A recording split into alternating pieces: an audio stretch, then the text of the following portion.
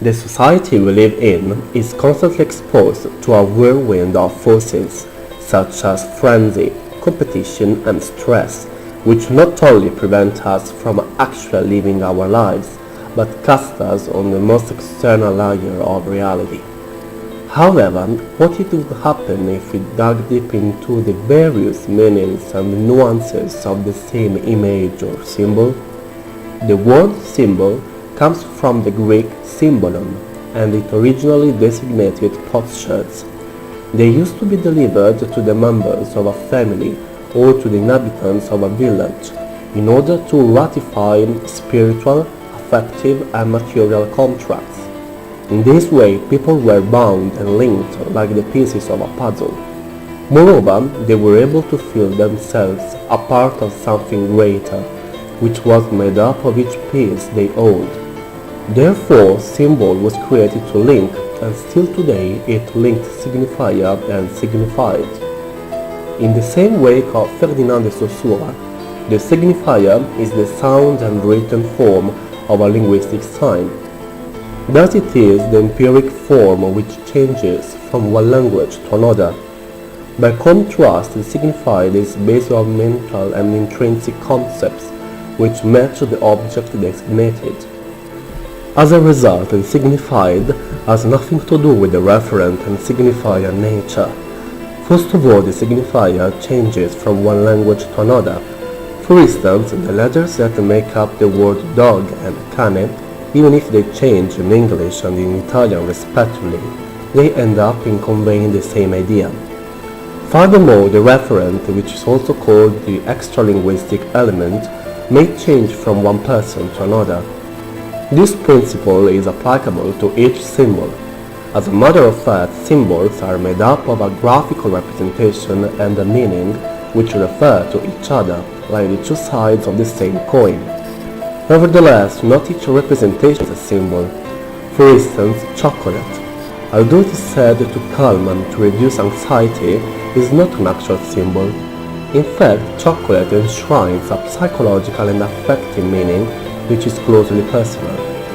By contrast, the idea of symbol is based on the following principles: recurrence and maintenance of its meaning in the course of centuries, existence of a philosophic, sacred, spiritual and esoteric dimension which goes far beyond the personal and psychological interpretation.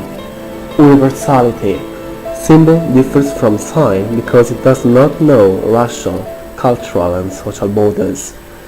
Therefore, symbol, compared to allegory, emblem, sign and attribute, holds an undisputed prestige as it relies on a collective meaning.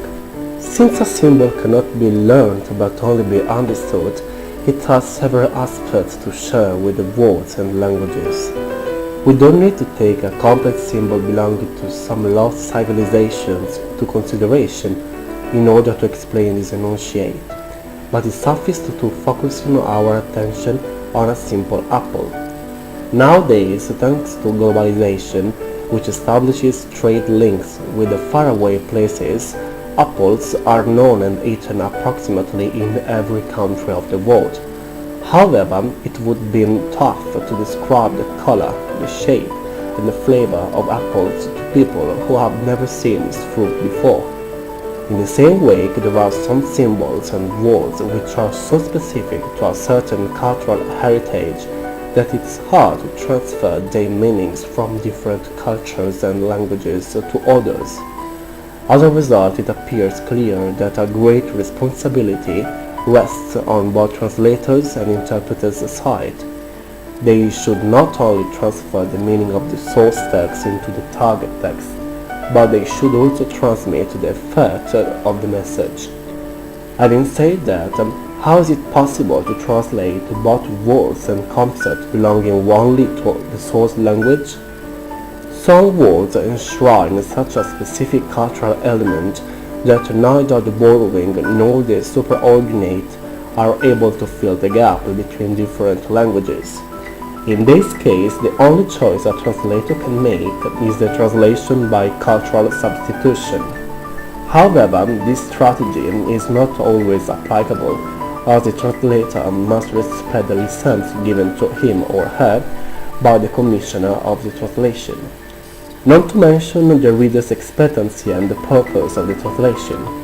As a matter of fact, this strategy does not aim at transmitting the propositional meaning of the words, but their effects, their feeling on the readers. Thus, this strategy focuses on the denotative aspect of the words rather than the connotative one. For instance, as Mona Baker quotes, the phrase "the Patrick Collection has restaurant facilities to suit every taste, from the discerning gourmet to the cream tea expert," is very challenging to Italian translators, as cream tea is a typical English concept which does not have any equivalent in other cultures. In this case, translators cannot take advantage of words to transmit the message of the source text, but what they can do is rely on the effect, the sensation the English words suggest. Therefore, one of the suitable translations should be: la Patrick Collection ha una catena di ristoranti capace di soddisfare tutti i gusti, da quelli del gastronomo esigente a quelli dell'esperto di pasticceria. This type of translation may be seen as an outrage to the lovers of word-by-word translation, as the English term for pasticceria, pastry, is not in the source text. However, the adherents of the so-called bella and fidel translations may have appreciated this solution. Although the term pastry is not written in the source text, the Italian pasticceria is one of the most suitable terms which transfers the effect and the sensation of English cream tea into Italian. Symbols can be traced even in the fascinating world of interpretation. Nonetheless, they are a particular kind of symbols, as they are not universally recognizable, like the symbols which have been analyzed so far.